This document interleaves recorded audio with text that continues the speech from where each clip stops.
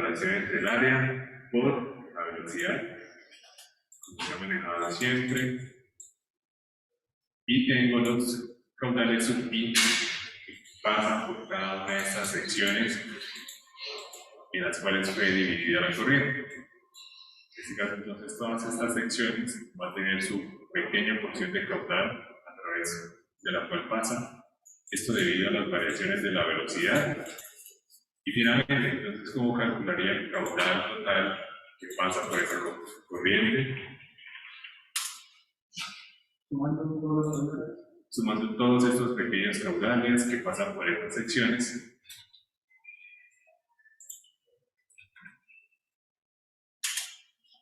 de 5,09 metros cúbicos por segundo.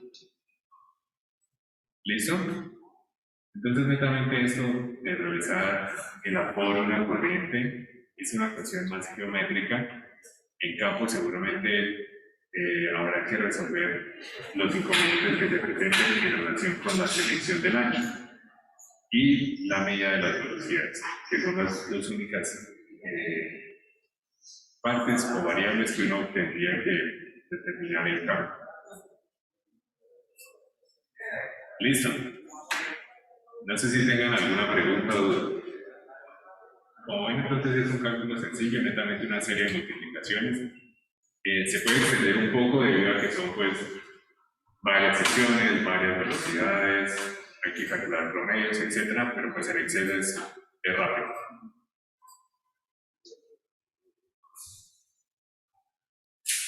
Listo.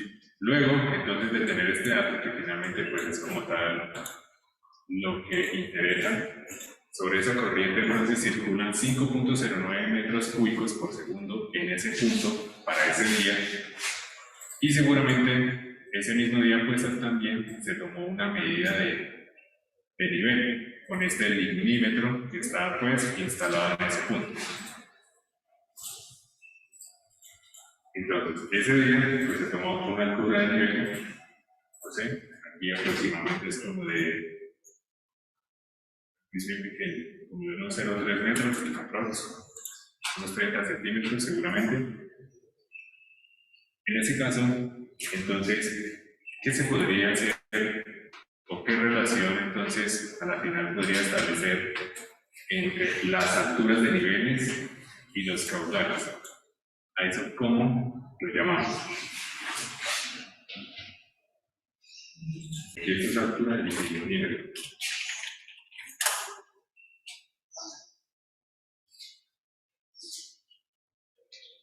¿Qué me relaciona altura del milímetro? Está aquí con el caudal que pasa por la corriente.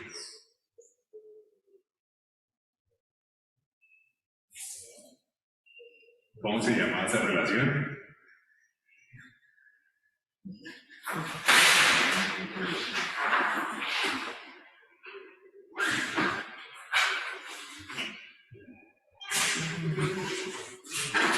¿Qué es la finalidad que uno quiere de un punto de monitoreo? Obtener esa relación. ¿Cómo? No. La curva de calibración, exactamente. En este caso, entonces, obteniendo esa curva de calibración, que es netamente una relación entre altura de niveles, medidas en este milímetro, que se toman 2 veces al día como mínimo, y el caudal, en el cual pues, ese día se puede realizar el aforo. Esa relación entonces entre caudales y niveles, por aquí está.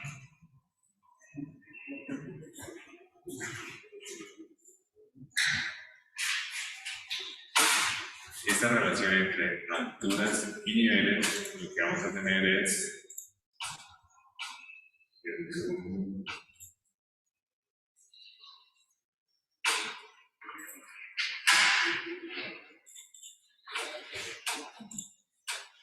es esta curva característica denominada curva de calibración. Entonces, cada vez que se va a hacer un aforo, estrictamente se tiene que medir un nivel del agua para poder relacionar ese nivel con el caudal que está pasando por esa corriente. Aquí metro cúbico por segundo. Me he hecho mal la mía. ¿Listo? Recuerden que esta curva de calibración el IDEAM recomienda que se realice con 24 puntos en un año hidrológico. Eso quiere decir que 2 veces al mes se tiene que ir a hacer un aforo y tomar el nivel para poder elaborar esta curva. ¿Por qué mínimo durante un año? Porque se busca abarcar todo el ciclo hidrológico, tanto la parte de la estación húmeda como la parte de la estación seca. Entonces aquí tenemos la parte seca, cuando el caudal de la corriente está pues, bajito, muy poquita agua circula, y la parte húmeda donde estamos en una estación con una alta precipitación o altos caudales. Y obtenemos entonces lo que es toda la curva de calibración de ese punto.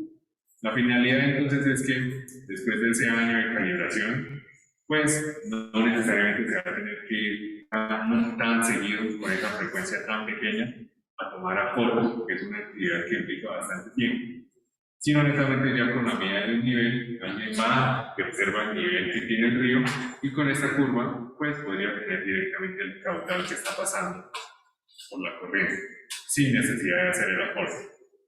¿Me hago entender? Esa entonces es la finalidad última de esta curva de calibración. Como les había comentado, entonces hay que tener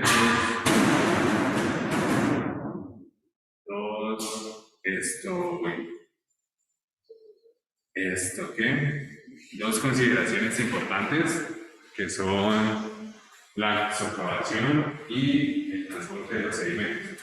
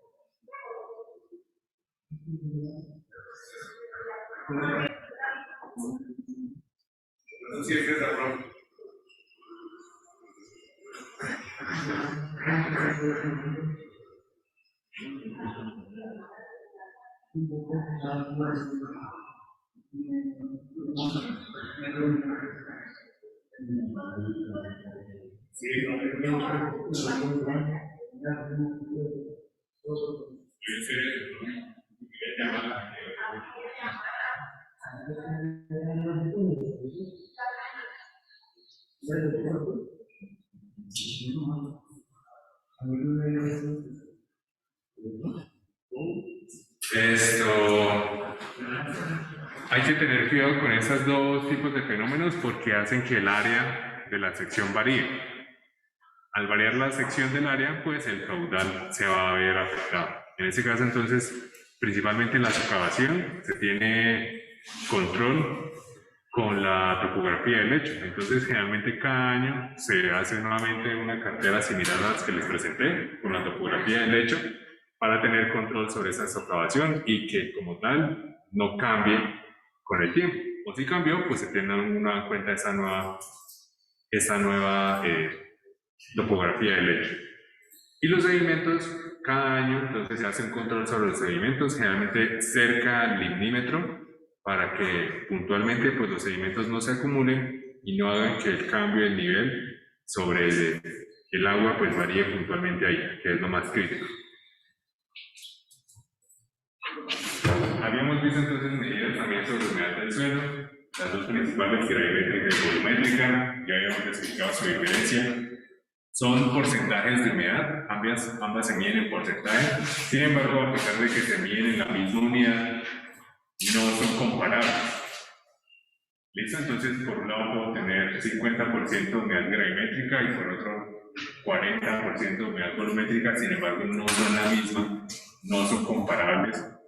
Una es medida respecto a la masa, gramos sobre gramo, gramos de agua sobre gramos de suelo, y la otra respecto al volumen de agua sobre volumen de suelo, generalmente centímetro cúbico sobre centímetro cúbico.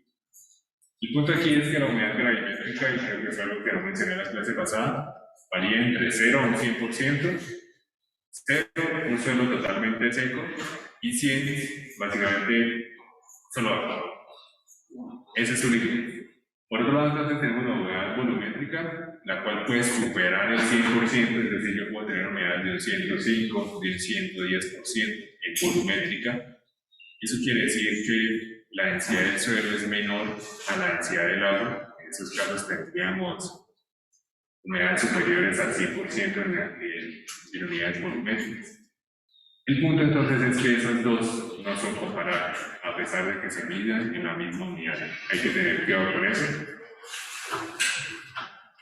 Habíamos entonces hablado también de la infiltración, del ensayo que se realiza, las precauciones que hay que tener en la disposición del equipo cuando se realiza el llenado de los infiltrómetros y pues para finalmente obtener esta curva de infiltración acumulada, que es lo que yo necesito. Esa velocidad de agua, en este caso hay representada en centímetros por minuto, es decir, cuánta cantidad de agua, cuántos centímetros de agua es capaz de absorber en una hora. Este entonces es todo el espectro de esa curva. Aquí tenemos una parte inicial, entonces donde el suelo al no estar saturado, pues absorbe una gran cantidad de agua y a medida que se va saturando, pues va llegando a un valor estable que se le conoce como infiltración básica. Esa infiltración básica pues es la velocidad máxima a la cual el agua puede drenar una cantidad de agua determinada.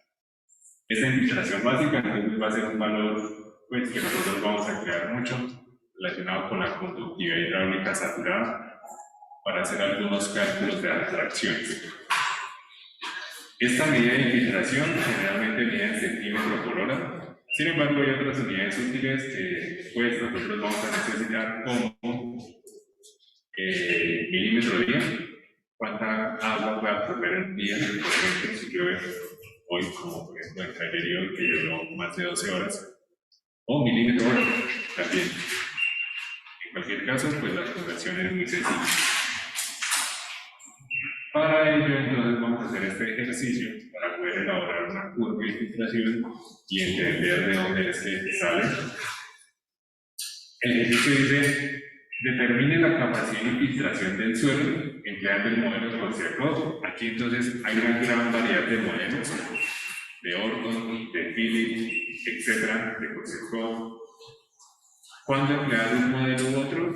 Pues depende del tipo de suelo, dependiendo de las características generalmente granulométricas, de cantidad de materia orgánica, pues un modelo tiene un mejor ajuste que otro. En este caso, el modelo de Kostiakov es uno de los más ampliamente usados, debido a que se ajusta bien a una gran variedad de suelos, y en especial aquí los que encontramos en Latinoamérica. Y entonces, el ejercicio nos muestra los resultados del ensayo de doble anillo y están expresados en una tabla. En este caso, entonces, la cartera de campo que uno tiene después del ensayo, pues resumida, sería de esta forma. Uno tendría lo que es un tiempo. Recuerden que con el ensayo de doble anillo lo que uno va a hacer es medir tiempos en los cuales absorbe determinada cantidad de agua.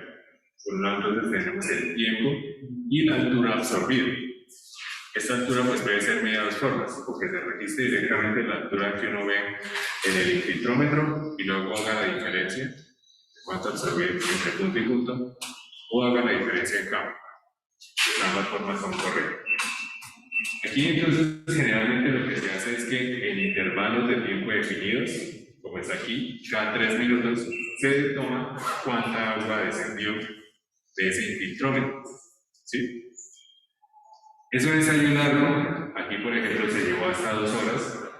El punto es que uno nota que el ensayo finaliza cuando se estabiliza la altura de absorción.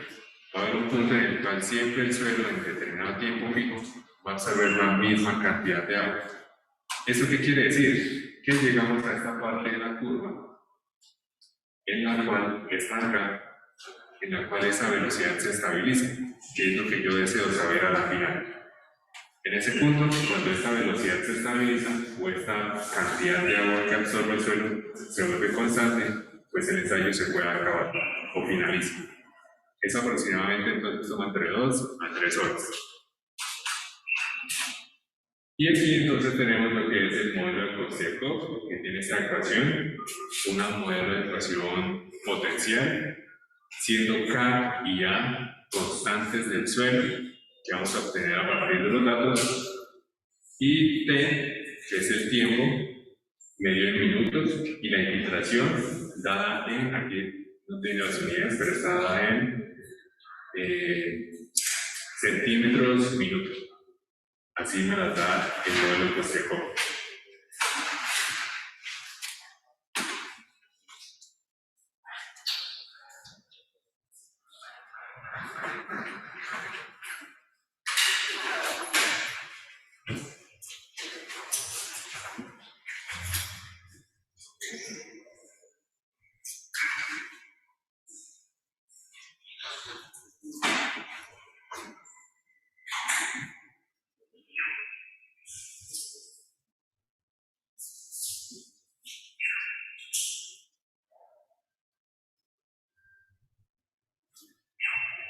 ¿Listo?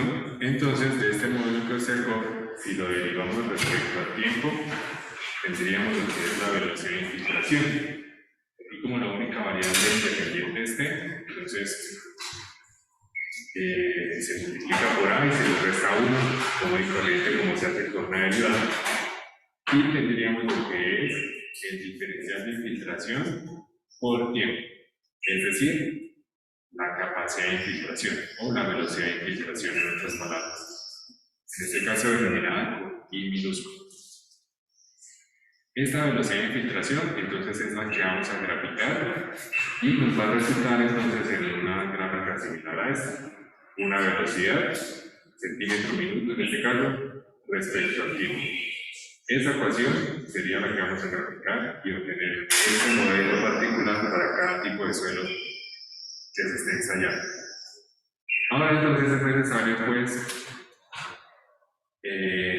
pues en términos prácticos al final lo que uno quiere saber es la infiltración básica o la conductividad hidráulica saturada. La infiltración básica es este valor cuando se hace constante la velocidad. Aquí por ejemplo para este tipo de suelo particular, este rojo y azul, denominado CC y CP, sería aproximadamente como unos 0,4 centímetros por hora. Pero en términos prácticos, pues eso se podría saber con lo que se llama un tiempo básico, un tiempo de vaciado.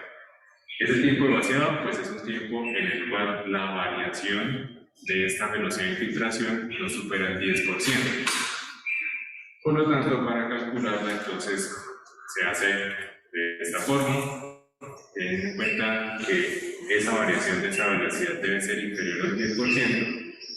Ese tiempo básico se calcula con estas dos relaciones, tanto en horas, dada de esta forma, menos 10 por A menos 1, y en minutos, que va a ser la que nosotros vamos a emplear, menos 600 por A menos 1.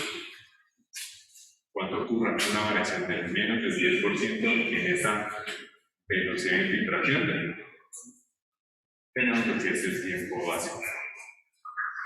Finalmente, entonces, esta infiltración básica no es otra cosa que reemplazar este tiempo básico en la ecuación de velocidad y obtenemos lo que es la infiltración básica. Aquí es T mayúscula, para que no crean que es otra variable.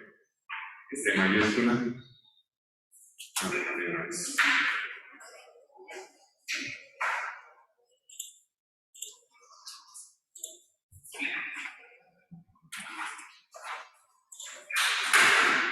Ahora sí, este es tiempo básico que obtenemos de esta forma y tendríamos la infiltración básica dada en centímetros por minuto. Lo único que hay que tener en cuenta es que la ecuación de Kosteikov siempre solicita el tiempo en minutos. Entonces este tiempo básico que vamos a ingresar aquí va a ser en minutos.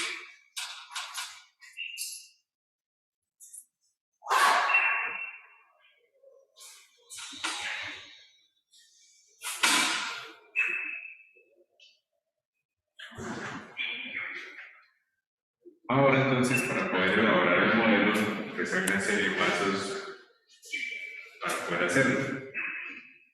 El primero es que se necesita la infiltración acumulada, en este caso en centímetros, para poder determinar las constantes K y A. Entonces eso sería lo primero, obtener la infiltración acumulada, en este caso en centímetros. ¿Sí?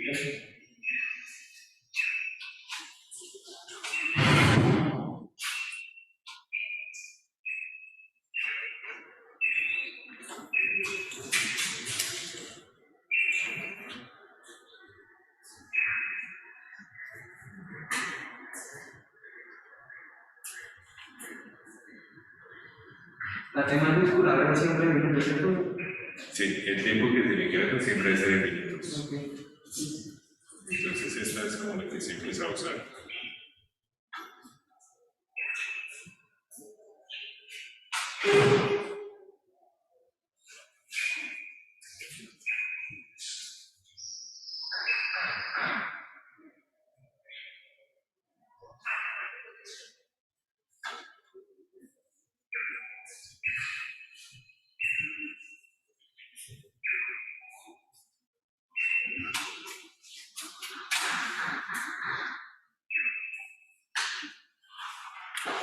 Listo. Entonces, esos pasos para generar ese modelo son estos de aquí. El primero es que se necesita la infiltración acumulada, o esa altura acumulada, y para ello, para que cumpla con las unidades del modelo, pues debe ser en centímetros, así mismo. Lo segundo es que para obtener las constantes K y A, se debe elaborar un modelo, una regresión potencial, en este caso, para poder extraer de este modelo y igual a AX más B, correspondiente al modelo Korsakoff, las constantes K, que vendría siendo A, y A, que vendría siendo B.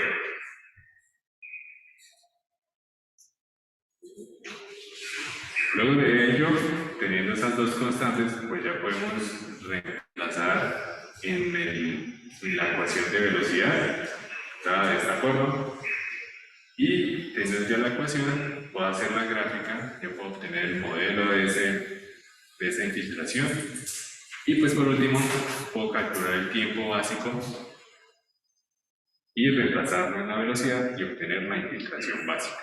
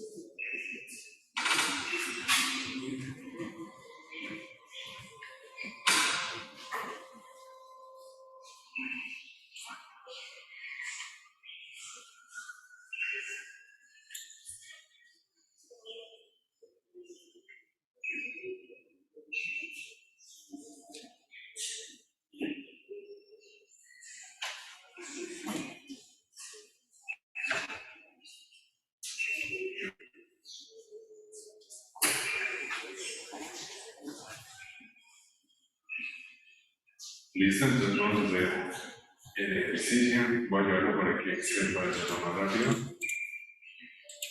Y son muchos cálculos repetitivos.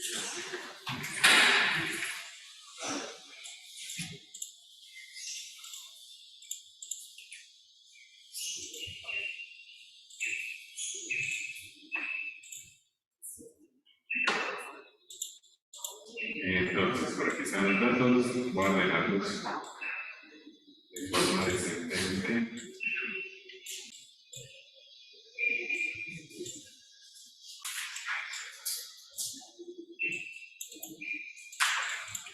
Listo, entonces tenemos los tiempos y la altura de agua que absorbió el suelo en cada uno de esos lapsos de tiempo. Entonces, ¿qué es lo primero que me recomienda el modelo hacer para obtener la curva de infiltración? La infiltración acumulada,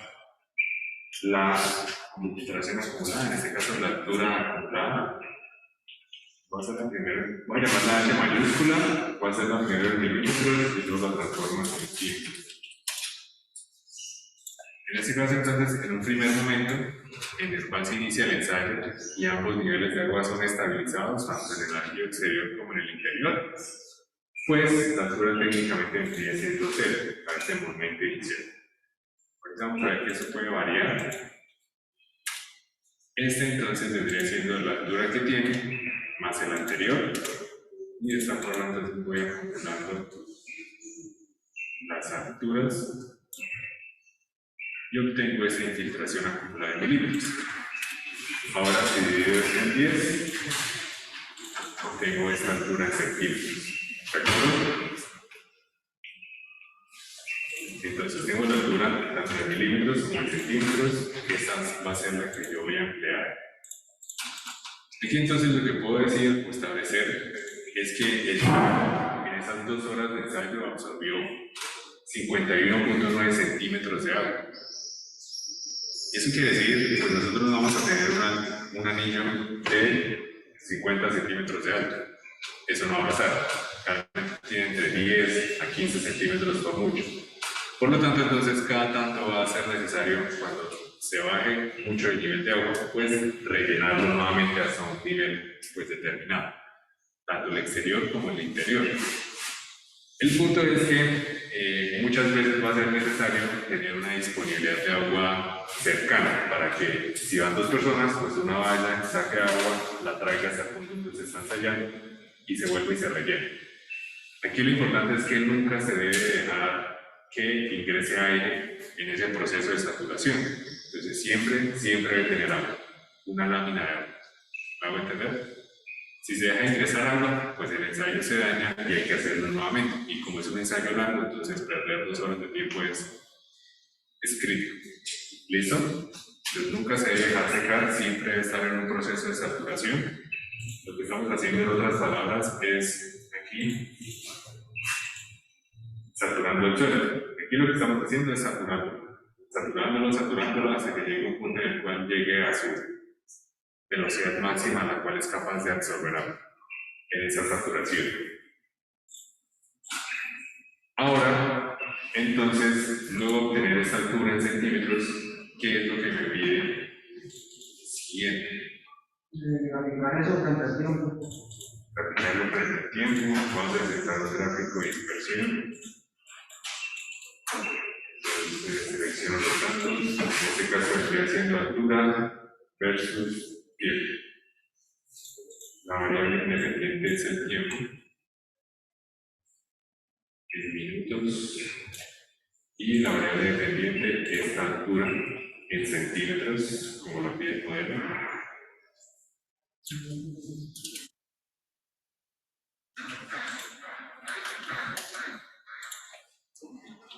Y aquí estaría esa altura versus el tiempo. Eso entonces es altura en centímetros y tiempo en minutos.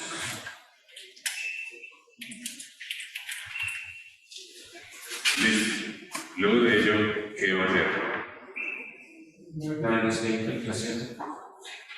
Hay un pasito previo antes de ir. O sea, tengo el modelo, debo hallar las constantes a partir de la regresión con el modelo y igual a x a la b. Aquí pues Excel me facilita realizar esa regresión. Debe tener más, línea de tendencia, más opciones, y pues aquí hay una serie de diferentes tipos de regresiones. En este caso lo que yo necesito es potencial para que se ajuste a x a la b. Pero ¿por qué entonces Excel no me deja hacerlo? Aquí está bloqueado, por ejemplo.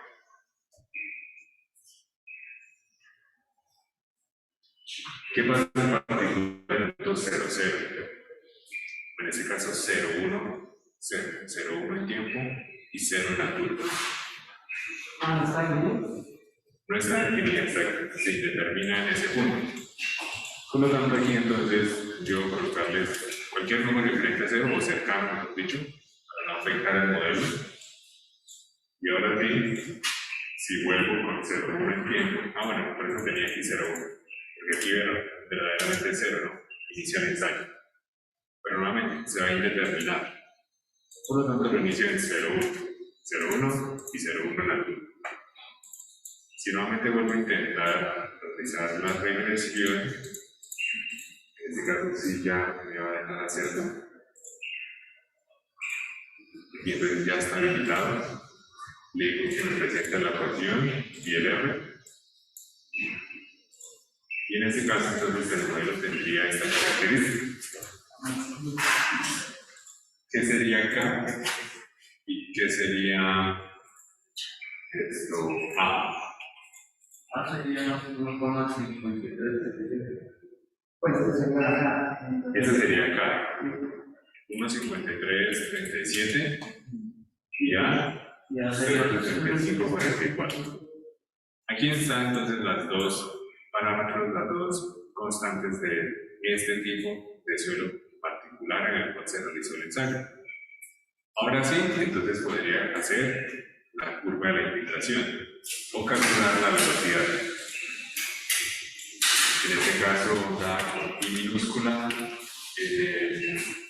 centímetro, minuto. ¿Y qué ecuación me modela esa velocidad? A por A por T a la máxima. A por A por T por elevado, ¿cierto? A la A. Bueno, entonces aquí debo amarrar las constantes. Es esta y esta. Son valores constantes. Fijos. Y si hicimos esta operación, entonces sí obtengo ahora la velocidad de infiltración para cada uno de esos puntos. Y ya podría entonces realizar la gráfica que habíamos mencionado. En este caso entonces los datos serían aquí infiltración versus tiempo. Siendo X, la variable independiente siempre el tiempo. Y la variable dependiente Y, en este caso es la velocidad. Exacto.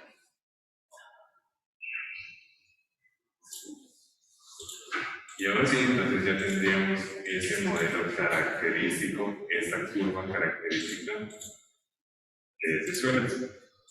Por este lado, infiltración en milímetro hora.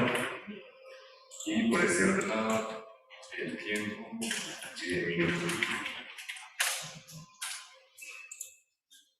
Esta entonces es la curva característica de ese suelo. De acuerdo al modelo constructor. Luego de ello, ¿qué faltaría por hacer?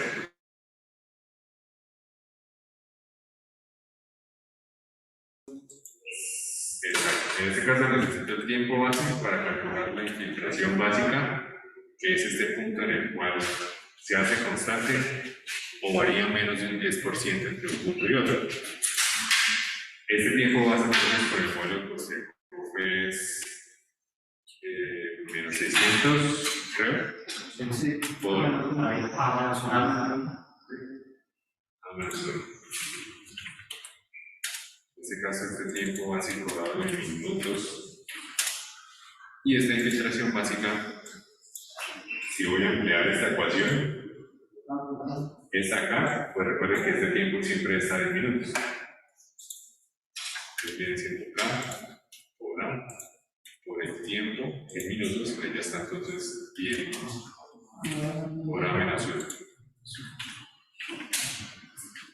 Esta infiltración básica dada centímetro por minuto.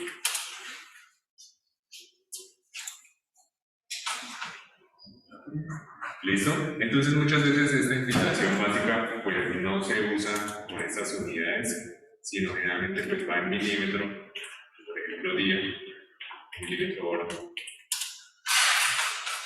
que van a ser unidades que sí pues los vamos a usar mucho, los milímetros. En este caso entonces vendría siendo por un centímetro por 10 para transformarla a milímetros por 60 minutos y en una hora por 1 sobre 60, 60 una hora por 24 horas que tiene un día. ¿Sí?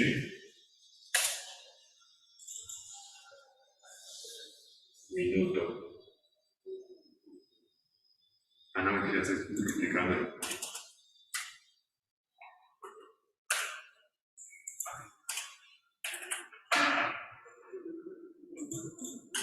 Porque si tengo estas unidades centímetro minuto,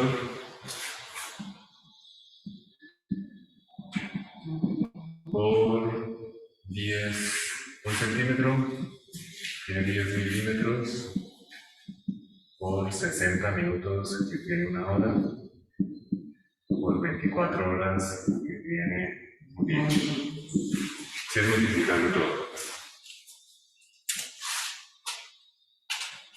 4.888 milímetros día. Y esa es una gran cantidad de agua. Ese entonces sería el valor que a mí me interesaría como valor para poder determinar las correctividades del flujo.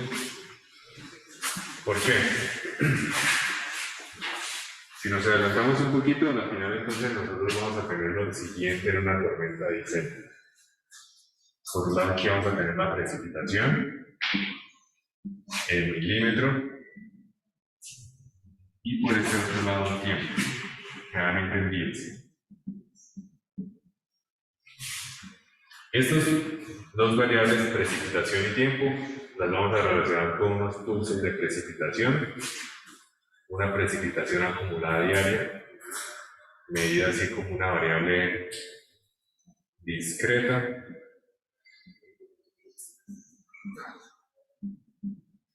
Y el punto aquí es que en determinado día, día 1 de enero, 2 de enero, etcétera, etcétera, etcétera, hubo cierta cantidad de precipitación. Y nosotros lo que vamos a hacer entonces es cruzar tanto la información de precipitación como la información de infiltración. Aquí entonces iría la curva de infiltración, característica de ese suelo. Y vamos a tener dos zonas. Una zona que se ubique debajo de esta curva de infiltración.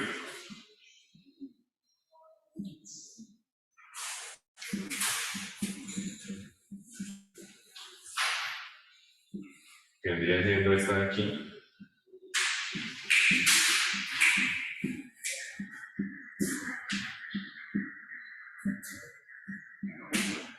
Esta área entonces que está achurada es toda esa cantidad de agua de lluvia que fue abstraída.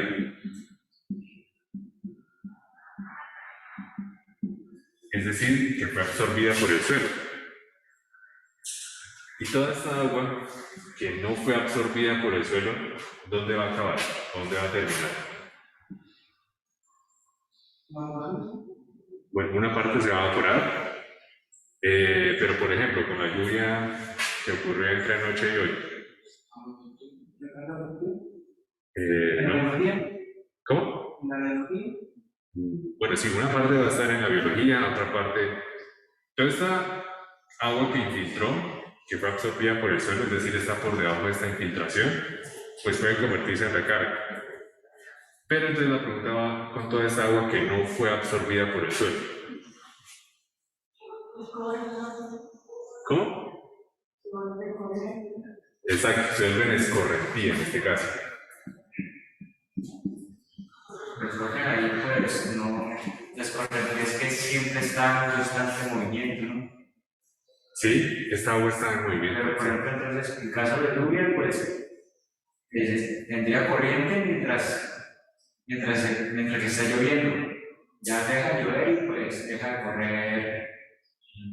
Esa va a llover. Bueno, creo que sí. Ya dependiendo de la topografía en particular, digamos si hay puntos donde, por ejemplo, ocurre un evento de precipitación, habrá puntos donde en la misma topografía pues queden como charquitos, ¿sí? Estos charquitos sí no son considerados escorrentía porque eventualmente esto o se va a evaporar o una parte pues va a infiltrar, pero no va a terminar en la corriente, que a la final aquí esta corriente, este río, esa es la que a mí me interesa saber cuánto caudal pasa por ahí. Entonces sí, esa parte que no circula no se considera escorrentía. Pero sí habrá un punto en el cual se sature, lo sobrepase y empiece a circular y llegue a la corriente. Ese se desprecia o no se tiene en cuenta.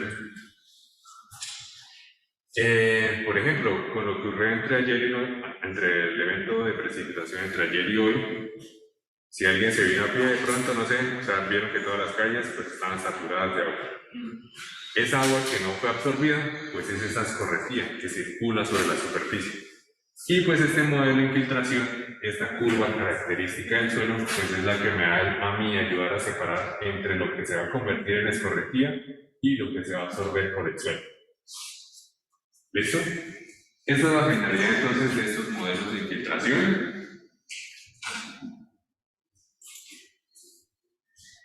Bueno, sin embargo, muchas veces pues uno no cuenta con este modelo de infiltración, con esta curva característica del suelo, sino únicamente cuenta con este dato.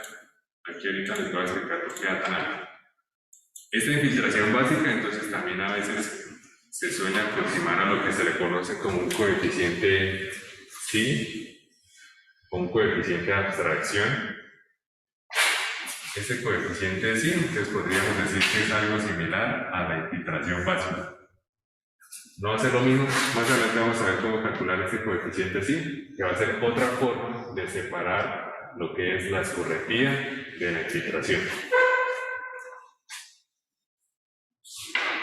Y pues es netamente hacer una resta entre cuántos milímetros absorbe cada día de ese evento de precipitación.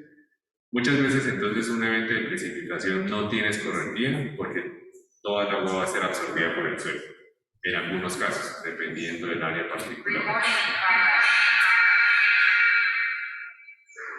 ¿Listo? ¿Alguna pregunta, duda? Más adelante entonces vamos a entrar en detalles de cómo obtener esos gráficos de precipitación, cómo hacer los cálculos de abstracción, qué modelo es más adecuado, si lo hago con la curva de infiltración o si lo hago mediante una abstracción constante, etc. ¿Listo?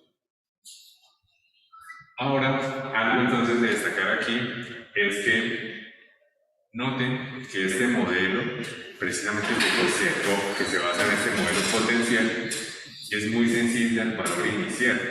Noten que la regresión siempre va a iniciar en este punto inicial. Por lo tanto, estas constantes son afectadas por este punto inicial. Y en particular, ¿qué pasa con este punto inicial? Sigue el comportamiento del ensayo, pues algo con el comportamiento del ensayo, pues del patrón de la curva. En realidad se sale bastante. En términos técnicos, pues uno siempre inicia el ensayo pues en el tiempo cero, inicia con una absorción cero.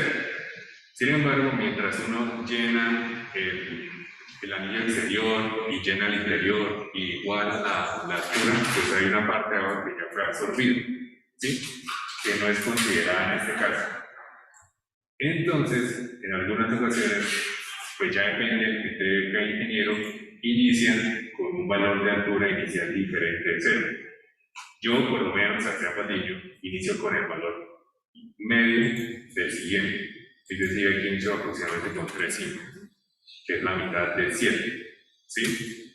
Esto para que el punto, si lo notan, inicie un poco más en el patrón normal que lleva la curva. ¿Sí? Ajustando un poquito más a la, sin embargo, eso implica que las constantes van a variar. Pues aquí ya acá. Ya se considera el porcentaje de agua que se dice. ¿Señor? O sea, cambiando el valor que usted de 3,5, Se está considerando el porcentaje de agua que se absorbió mientras que se llama. Sí, exacto. Es como hacer una aproximación a esa absorción inicial. Es difícil cuantificarla, ¿no? Porque uno está rellena uno, llena otro y lo iguala, pues nadie está midiendo eso. Entonces yo lo hago con la mitad del inicial. Aquí cambian las constantes, entonces ese punto inicial en realidad es bastante crítico, hace que el modelo cambie bastante. Aquí entonces 5, 4, 7, 6, 8 y este es 0, 9, 4, 1, 1. Entonces aquí aumentó antes. 60.163. Bueno, sería 0,4334. Ay, sí, perdón. Vi fue el error. 0,4344. Ahora sí, eso es, se reduce. Antes estaba en 4.000, creo, y ahora es 1.200. Y cambia bastante, ¿no? Entonces hay que tener mucho cuidado con eso. Y sobre todo en el modelo de Consejo, por esa parte que es muy sensible en el punto inicial. Hay más modelos, el de Philip y el de Otto, que uno también podría emplear, entonces pues los puede comparar los resultados. Más adelante, cuando hablamos de abstracciones, vamos a ver esos modelos en particular, que sí ya son físicos, no son empíricos. Un ejercicio que nosotros también iniciamos con la mitad de la anterior. Pues se ajusta un poquito más a la realidad, ¿sí? Porque como notaron, si uno lo deja con 0,0 como punto inicial, lo sobreestima. En este caso lo sobreestimó 3 veces, hasta 3 veces más. Creo que ese punto de la infiltración versus el tiempo, el primero, ¿es altísimo? ¿Es normal? Sí, aquí depende de los pulsos. Sí, como los pulsos se tomaron cada 3 minutos, es por eso que ocurre esta diferencia. Generalmente a veces los primeros minutos de ensayo se toman con lapsos de tiempo más chiquitos para que en este punto inicial la curva sea un poquito más definida. Entonces, por ejemplo, aquí se tomaría, en todo caso, cada minuto. Pero eso depende del tiempo de absorción. Si lo absorbe demasiado rápido el agua, entonces sí hay que tomarlo más seguido el tiempo. Y cuando se estabiliza, uno puede ampliar esos intervalos. Pero sí, es normal, depende de los lapsos de tiempo que se toma.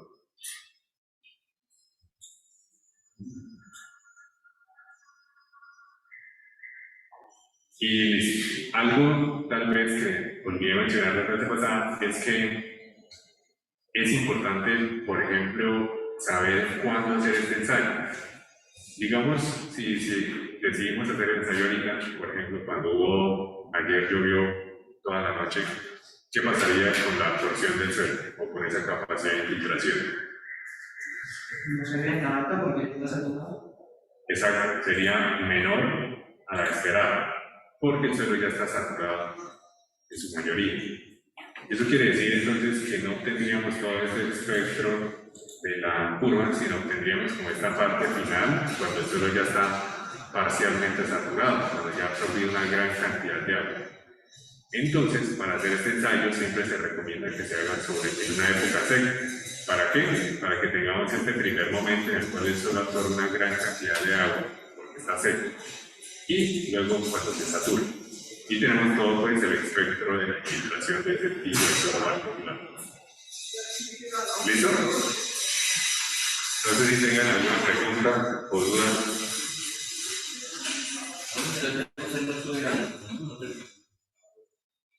¿El del modelo? Sí. Sí, ahorita lo puedo guardar y lo subo. Sí, por favor. Esto, bueno, ya hemos quedado en esto. Ahora aquí están las soluciones. Y bueno, y las últimas medidas de agua que vamos a tener, entonces ya para finalizar esto de las mediciones, es el agua subterránea. En el agua subterránea entonces interesa hacer 2 mediciones. La primera y la más común es de nivel, es decir, cuánto asciende o desciende ese nivel freático que caracteriza el agua subterránea. Y las segundas mediciones son respecto a la calidad del agua de esta fuente subterránea. Entonces, esas 2 mediciones se pueden realizar con un equipo, en este caso una sonda, Esa sonda en particular para hacer medidas de agua subterránea, pues tiene esta forma particular, en la cual básicamente es la sonda que está amarrada a una cuerda que se va a introducir dentro de un pozo de inspección. A medida que esta sonda se introduce en ese pozo de inspección, pues la medida de profundidad es medida que automáticamente, esa medida de longitud, cada vez que se va ingresando. Y esta sonda, pues tiene un sensor de presión. Cuando ocurre una variación en la presión, es decir, encuentra ya la lámina de agua, pues emite una señal y se detiene la medida de longitud. Con eso entonces podríamos saber cuán profundo es este nivel freático con una sonda de estas características. Existen otras que son similares, en las cuales, pues, además únicamente de tener un sensor de presión, tienen otras medidas, por ejemplo, como el oxígeno disuelto, de DBO5, de nitritos, entre otras medidas de calidad, pues que interesa saber del agua en ese caso, si es para consumo humano. Aquí entonces hay que tener cuidado cuando se realiza una medida de nivel sobre un pozo y es la explotación de este. Si en el caso de que tengamos un pozo natural, el cual netamente está dado para inspeccionarse, el nivel freático pues, va a tener una forma particular. En este caso va a ser completamente horizontal. Sin embargo, si el pozo es explotado, si se le saca agua para consumo humano, para riego agrícola, etc., el pozo va a tener esa forma característica con esa curvatura que se denomina abatimiento del flujo o abatimiento del nivel freático. En ese caso, entonces, si uno realiza la medida sobre un pozo completamente natural, sin explotar, vamos a tener una mayor altura. Y si tenemos la medida sobre un pozo explotado, pues la altura va a ser mucho menor. Si ustedes toman la lectiva de agua subterránea, pues entonces van a aprender toda la matemática que implica hacer los cálculos de estos abatimientos del flujo subterráneo. Sin embargo, en términos generales, siempre va a haber una curvatura, porque la mayoría de esos pozos van a ser explotados. Va a ser menor a la natural. ¿Me hago entender? Eso es lo que se esperaría. Entonces, ¿cuál es la finalidad de tomar esos puntos de nivel? Pues realizar un trazado del comportamiento del flujo. Aquí entonces tenemos lo que es una cuenca hidrogeológica. Esa cuenca hidrogeológica no tiene formas variadas, como ya lo saben de la lectura, y pues puede que en ciertos puntos pues tengamos medidas de unos pozos de inspección. En este pozo entonces, por ejemplo, se midió a 20.1 metros de profundidad, 15.7 y 12.3. Entonces, el mayor nivel está en ese punto, es decir, aquí el nivel freático está más alto respecto a los demás puntos. Eso quiere decir que si uno, aquí podríamos hacer una topografía, pues una medida de niveles, podríamos tener unas líneas así, aproximadamente, de cómo es que varía el nivel freático en esta área. Y en este caso el flujo en particular pues tendría aproximadamente este sentido, desde la parte donde tiene un mayor potencial hacia la parte donde tiene un menor potencial. Iría aproximadamente hacia el flujo subterráneo. Eso es a mí lo que me ayudaría entonces a tener una extensión sobre los pozos de observación. ¿Listo? Y lo otro muy importante que a veces interesa saber es con cuánta velocidad se mueve esa agua. Cuánta tarda una gota de agua o un volumen específico en circular en este sentido. Eso se hace con los trazadores naturales. Trazadores naturales están los isótopos, en este caso estables, deuterio, tritio. Son isótopos radiactivos que están naturales en el medio ambiente Son isótopos que surgieron de la Segunda Guerra Mundial por la explosión de las bombas atómicas. En este caso, haciendo mediciones de isótopos entre los diferentes pozos sépticos, se puede establecer unas medidas de velocidad. Eso tiene su matemática particular, no vamos a entrar en detalle eso aquí. O también existen isótopos naturales, como por ejemplo la sal. Si uno ingresa entonces aquí y al pozo séptico le agrega sal, toma el tiempo entonces en el cual aquí entonces estoy midiendo con otra sonda la conductividad eléctrica, cuánto tiempo tardó desde que yo eché la sal aquí en el equipo en reaccionar. Con ese tiempo y esa distancia podría entonces tener una medida aproximada de esa velocidad de cuánto tarda el agua en circular de ese punto a ese otro. ¿No es lo mismo que hacen de como una pelota, como un balón? Pero sí, sería lo mismo, pero de forma superficial. Digamos ahora en el pozo, pues no podría tener un trazador físico. Y la sal, digamos, y los trazadores también podrían hacerse con color, pero lo que sucede es que contaminan el pozo, entonces no es muy usado por eso. Se prefiere usar los isótopos, pero esas unidades isotópicas son muy complejas pues requieren unos equipos especializados para hacer esas unidades isotópicas. ¿Listo? Y pues para finalizar, ya como la parte de este tema, ¿cuáles son esas características fisiográficas que siempre se deben medir sobre una cuenca para tener pues una buena caracterización de esa área? Esa entonces es parte del trabajo que ustedes van a resolver para el 10 de diciembre, de esas características de esa cuenca que ustedes van a seleccionar. Entonces, como mínimo, se debe tener un dato de área. También, si existe la información, pues cuánta de esa área es impermeable, cuánta área está construida, ya sea con vivienda, con vías, con canchas. ¿Qué pendiente tiene esa cuenca? Medida en porcentaje. ¿Qué pendiente tiene el cauce en porcentaje? Recuerden que esa pendiente se hace entre el 85 y el 10% de la construcción principal. Sí, creo que eso lo habíamos hablado. No se hace entre un extremo y otro extremo de la cuenca, ¿no? Sino entre más o menos el 85 y el 10% de la cuenca. Por ejemplo, tenemos la cuenca hidrográfica, la corriente, y los cálculos de pendiente generalmente no se hacen entre el 85% de la cuenca en altura y el 10%. ¿Por qué se evitan estas dos zonas particularmente extremas? Porque muchas veces no son representativas o pueden tener una gran pendiente o ser muy planas, en este caso cuando va a entregar.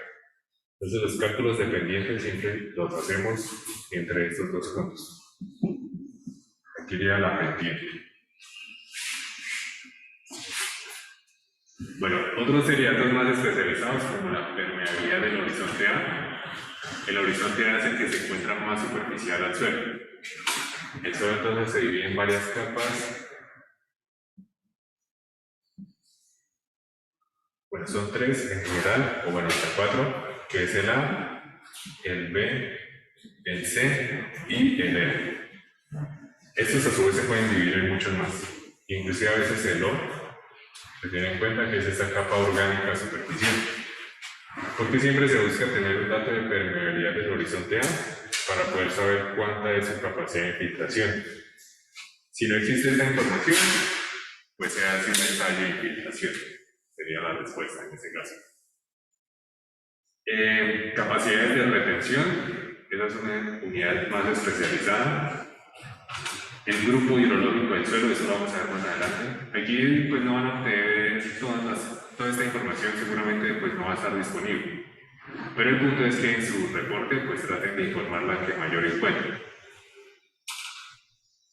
Densidad de población, si la hay. Densidad de calles, uso del suelo, que esa parte también es muy importante. Cuánta parte del suelo está dedicada a la agricultura, cuánta otra a la parte urbana. cuánta área del suelo está erosionada, etc. Y la precipitación media anual, también es un dato básico que siempre se procura tener. ¿Listo? Esta información es como la fundamental, la básica, que me va a servir a mí poder determinar toda esta serie de relaciones de infiltración, precipitación, escorrentía, para al final pues, poder elaborar un modelo hidrológico.